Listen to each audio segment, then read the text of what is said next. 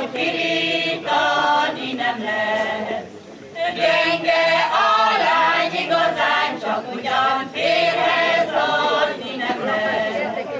Meg kell kérni, szépen kérni a Mariska mamáját, adja hozzám igazán, csak ugyan feleségül a lány. Meg kell kérni, szépen kérni a Mariska mamáját, adja hozzám igazán, csak ugyan feleségül a lány. Szeretném kérni a polgármester urat és a testület jelenlévő képviselőit, és amennyiben mód és lehetőség van rá, a tavalyi vízpolgár urat a színpadra egy pár perc erejéig. Először is tisztelettel és szeretettel köszöntöm Vágásúta teljes lakosságát, a jelenlévő kisapostagi polgárokat, vendégül láttak bennünket. Köszönjük szépen, hogy itt lehetünk, nagyon jól érezzük magunkat. 2 éves ez a kapcsolat, és úgy érzem, hogy nem csak testvértelepülés, hanem baráti, családi hangulat van állandóan, és egyben szeretném átadni az egész település lakosságának üdvözletét és szeretetét felétek, akik nem tudnak itt lenni. Én is remélem, hogy jól fogunk szórakozni ma itt, mindenkinek nagyon jó szórakozást kívánok, és köszönjük szépen még egyszer a vágásutai testvéreinknek ezt a fogadtatást. Szeretettel köszönöm a kedves vendégeket, különösen a kistaposai csoporthoz, hogy olyan szívesen jönnek ide, olyan távolságról, és szerepet adnak a falunak. Engedjék meg, hogy egy pár nótával, egy pár szóval üdvözöljem önöket. Van egy ház a Tiszaparton, ott egy beszédes szerét hangon, dalolt anyám régen. Nincsen a patyi firatorony, egyszerű, egyszerű otthon, mégis elkszem négen.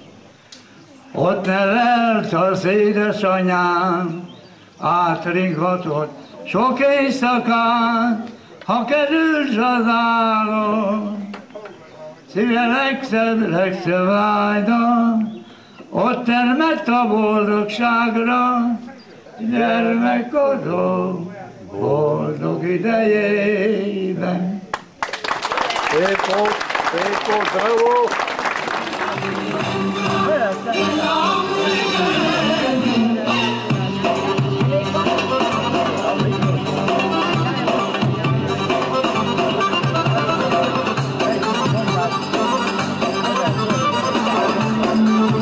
Valaki kötözön le padra.